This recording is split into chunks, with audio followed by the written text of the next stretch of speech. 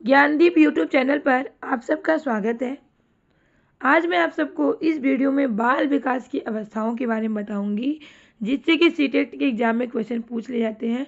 बालकों का विकास हर एक स्टेज में किस तरह से होता है, हर एक स्टेज को क्या नाम दिए गए हैं, तो उस पर हम चर्चा करेंगे। तो आप वीडियो में लास्ट तक ज़रूर बने रहें, क्योंकि आपके लिए वीडियो बहुत इंपॉर्टेंट होने वाला है अगर आप सीटेट की तैयारी कर रहे हैं। वीडियो पसंद आए तो वीडियो को लाइक से सब्सक्राइब करना ना भूलें। तो चलिए देखते हैं क्या है बाल विकास की अवस्था यानी स्टेज ऑफ चाइल्ड डेवलपमेंट। तो पहला स्टेज क्या है? प्रसव पूर्व, जिसे कि प्री नेटल स्टेज कहा जाता है। प्रसव पूर्व मतलब बच्चा जब गर्भाधान में रहता है, गर्भाधान में बच्चा का जो स्टेज होता है वही क्या होता है? प्रसव पूर्व स्टेज कहा जाता है, प्री नेटल स्टेज। तो हर एक स्टेज का समय भी आपको पता होना चाहिए। इसका समय 9 महीने होता है, तो सबको पता है, लेकिन कभी कभी दिन भी पूछ लेता है। तो दिन कितना होता है? 280 दिन होता है। यह अवस्था जो होता है माता के गर्भाधान से शुरू होता है। तो गर्भाधान का जो समय होता है वही क्या कहलाता है? प्री नेटल स्टेज कहलाता है, और ये 280 दिन का होता है, यानी 9 महीने। दूसरा है आपका शैशवावस्था, जिसे कि इन्फेंसी स्टेज कहा जाता है। तो इसका समय जो है जन्म से 2 वर्ष। तो कभी कभी आपको अलग अलग बुक में इसका समय अलग दिया जाता है, तो लेकिन सही क्या है? सीटेट के एग्जाम में एनसीईआरटी के हिसाब से देखा जाए तो शैशवावस्था का जो समय होता है जन्म से 2 वर्ष का समय ही शैशवावस्था का समय होता है, यानी इन्फेंसी स्टेज कहा जाता है। इस अवस्था में क्या होता है कि शिशु पूर्ण रूप से अपने माता पिता पर निर्भर रहता है। जो भी कुछ करेंगे उसके माता पिता करेंगे, और पूरी तरह से अपने माँ पिता पे निर्भर रहता है। माँ उसको खिलाएगी तो खाएगा, कपड़े पहनाएगी तो पहनेगा, सुलाएगी, जो भी रहेगा उस पूरी तरह से माता पिता पर निर्भर रहता है। तो उसका जो व्यवहार होता है मूल प्रवृत्तियों पर आधारित रहता है। मतलब कि जब उसको भूख लगती है तो रोने लगता है, जब उसको आनंद मिलता है तो हंसने लगता है। तो उसका जो व्यवहार होता है मूल प्रवृत्तियों पर आधारित होती है। और इस स्टेज में क्या होता है? बच्चे का तेजी से शारीरिक यानी फिजिकली, मानसिक और अधिगम की अवस्था होता है। मतलब इस स्टेज में बच्चे का तेजी से शारीरिक विकास होता है, मानसिक विकास होता है, और ये अधिगम की अवस्था भी होती है। कौन सी अवस्था? शैशवावस्था यानी इन्फेंसी स्टेज। और इस अवस्था में क्या होता है? नैतिकता यानी मोरलिटी का अभाव होता है। मतलब इस स्टेज में क्या होता है? बच्चे को अच्छे बुरे का ज्ञान नहीं होता कि वो अच्छा कर रहा है या कि बुरा कर रहा है। इसलिए इस स्टेज में नैतिकता का अभाव माना जाता है। और प्राथमिक समाजीकरण यानी प्राइमरी सोशलाइजेशन की प्रक्रिया इसी अवस्था में होती है। बच्चे का पहला समाजीकरण कहाँ से होता है? उसके परिवार से होता है। परिवार से ही सबसे पहले वो अपने परिवारों के बीच में रहता है, सीखता है, जानता है। तो प्राथमिक समाजीकरण की प्रक्रिया सबसे पहले इसी अवस्था में होती है, और कहाँ से होती है? उसके परिवार से होती है। तीसरा स्टेज जो है वो पूर्व बाल्यावस्था है, जिसे अर्ली चाइल्डहुड स्टेज कहा जाता है। तो पूर्व बाल्यावस्था क्या है? अर्ली चाइल्डहुड स्टेज ही पूर्व बाल्यावस्था है। और इसका समय क्या है? 206 वर्ष। तो समय आपको पता होना चाहिए, क्योंकि एग्जाम में क्वेश्चन पूछ लिया जाता है कि पूर्व बाल्यावस्था यानी अर्ली चाइल्डहुड स्टेज कब से कब तक माना जाता है? तो 2 से 6 वर्ष। इस अवस्था में क्या होती है? जिज्ञासा ज़्यादा होती है। मतलब बच्चा हर चीज़ उसको जानने की इच्छा होती है, क्वेश्चन करता है। आपसे इतने सारे क्वेश्चन पूछेगा कि आप मतलब कभी कभी हम सब परेशान हो जाते हैं। उसका क्वेश्चन का पिटारा जो रहता है हमेशा खुला रहता है, ज़्यादातर क्वेश्चन पूछता है इस स्टेज में बच्चे।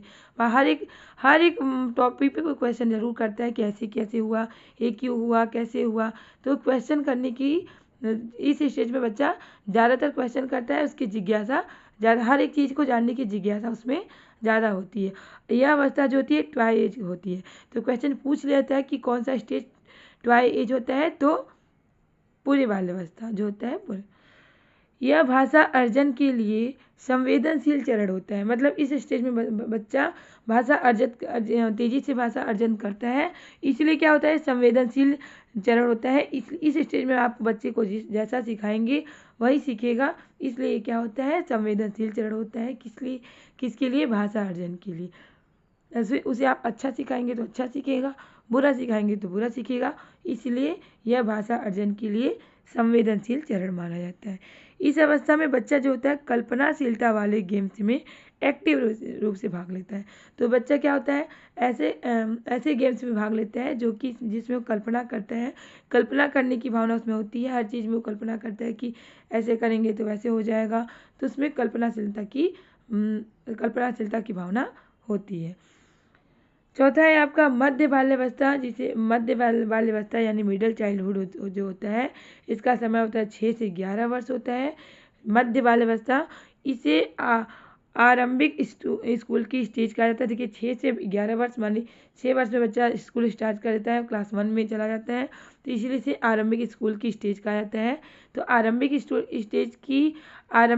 की एज किसे कहा जाता है, तो मध्य बाल्यावस्था को आरंभिक स्कूल की एज कहा जाता है। इसे गंदी अवस्था भी कहा जाता है। बच्चा खेलता है, कपड़े गंदे कर लेता है, उसे ये सब डर नहीं रहता कि मेरे कपड़े गंदे हो रहे हैं, तो इसे गंदी अवस्था भी कहा जाता है।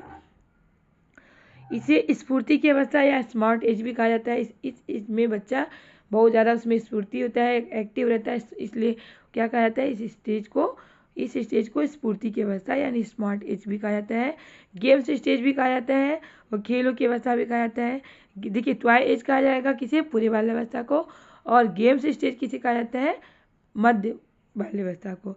इस अवस्था में संग्रहण करने की प्रवृत्ति होता है। बच्चा अपने चीज़ों को संभाल के रखता है कि खो ना जाए, तो संग्रहण करने की प्रवृत्ति इस स्टेज में होती है। और इसे टोली, समूह या गैंग की अवस्था करता है। मतलब बच्चा अपना ग्रुप बनाता है, दोस्त बनाता है और अपना समूह में वो काम करता है, तो इसलिए इस स्टेज को टोली, समूह या गैंग की अवस्था कहा जाता है।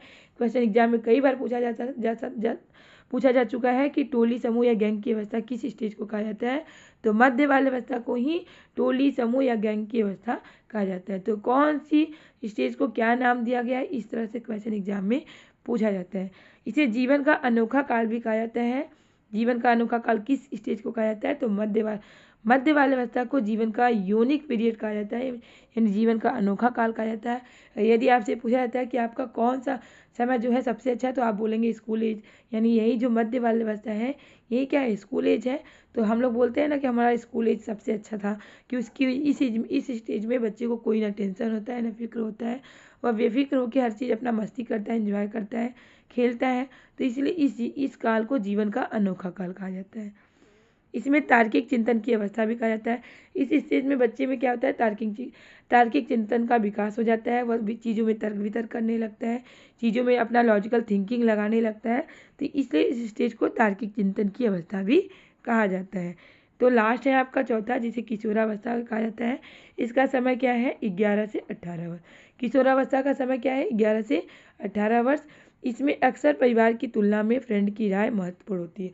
देखिए किशोरावस्था में नहीं, बच्चा जब 11 से 18 वर्ष की एज में होता है, तो उसे क्या होता है, अपने परिवार की अपेक्षा क्या होता है, अपने फ्रेंड की राय ज़्यादा अच्छी लगती है। फ्रेंड के को ज़्यादा इंपॉर्टेंट देता है इस स्टेज में। परिवार की बातें उसे ज़्यादा अच्छी नहीं लगती है, परिवार के बीच भी रहना इतना पसंद नहीं करता है जितना कि फ्रेंड के बीच में रहना पसंद करता है, और उनकी राय लेना उनकी राय को क्या करता है, इम्पोर्टेंट देता है। तो इसे जीवन का सबसे कठिन काल कहा गया है। जो किशोरावस्था होता है इसे जीवन का कठिन काल कहा गया है। तो क्वेश्चन पूछा जाता है कि जीवन का कठिन काल किसे कहा जाता है, जीवन का कठिन काल यानी हार्ड टाइम किसे कहा जाता है, किशोरावस्था को कहा जाता है। जीवन का कठिन काल किशोरावस्था को सबसे कठिन काल किसने कहा है, तो किसने कहा है, क्वेश्चन पूछ लेते हैं, किलपैट्रिक ने किशोरावस्था को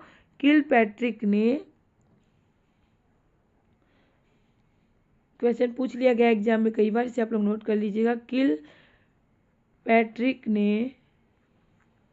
किलपैट्रिक ने किशोरावस्था को जीवन का सबसे कठिन काल कहा गया है। क्वेश्चन कई बार रिपीट किया जा चुका है।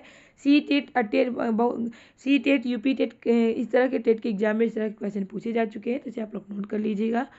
और इसे संघर्ष यानी स्ट्रगल, तनाव, आंधी तूफान और उलझन की अवस्था कहा गया है। किशोरावस्था को तनाव एवं तूफान की अवस्था कहा गया है। किशोरावस्था को तनाव एवं तूफान की अवस्था किसने कहा है, तो स्टेनली हॉल ने किशोरावस्था को तनाव एवं तूफान की अवस्था कहा है। ये भी क्वेश्चन कई बार रिपीट किया जा चुका है, तो इसे आप लोग नोट कर लीजिएगा, क्योंकि एग्जाम में क्वेश्चन इस तरह से पूछे जाते हैं कि किशोरावस्था को तनाव एवं तूफान की अवस्था किसने कहा है, तो किशोरावस्था को तनाव एवं तूफान की अवस्था स्टेनली हॉल ने कहा है। क्योंकि इस स्टेज में बच्चा क्या होता है, तनाव में रहता है, उसे समझ में नहीं आता कि क्या उसके लिए सही है क्या गलत है। वो अपने जीवन में अपने कैरियर के प्रति क्या इस समय उलझन में रहता है कि क्या करना चाहिए, उसे क्या लेना चाहिए, कि संघर्ष और में चलता रहता है, तनाव में रहता है, तनाव एवं तूफान की अवस्था, क्योंकि इस स्टेज में उसके हार्मोन चेंज होते हैं। तो उसमें क्या होता है, एक तरह से चेंजेज आता है और इसलिए इस स्टेज को तनाव एवं तूफान की अवस्था कहा जाता है। इसमें विषमलिंगी आकर्षण होता है। विषमलिंगी आकर्षण मतलब मेल जो होता है वो फीमेल की तरफ आकर्षित होता है और फीमेल जो होते हैं मेल की तरफ आकर्षित होता है, इसलिए इसे क्या कहते हैं, विषमलिंगी आकर्षण होता है। किस स्टेज में, किशोरावस्था में।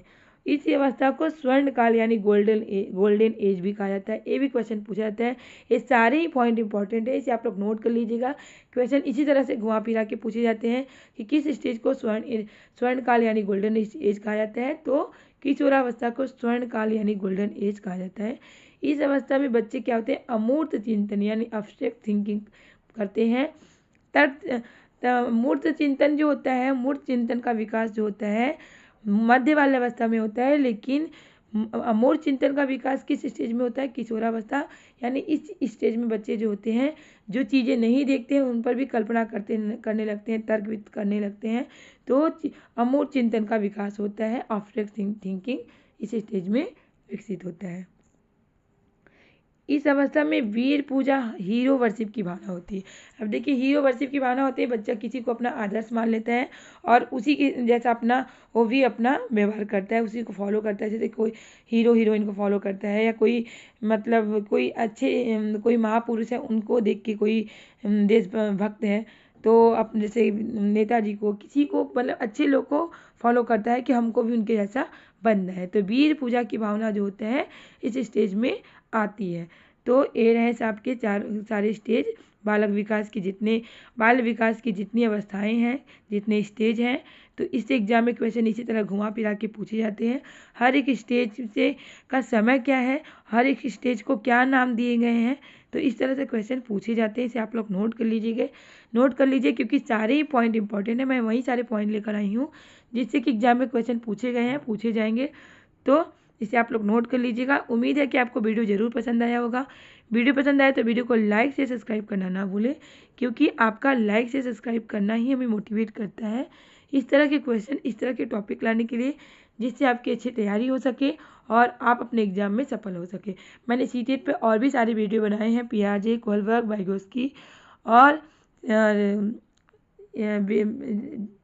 वृद्धि एवं विकास पर भी मैंने वीडियो बनाए हैं, तो आप वीडियो प्लेलिस्ट में जाकर देख सकते हैं। तब तक के लिए मिलते हैं नेक्स्ट क्लास में। बाय।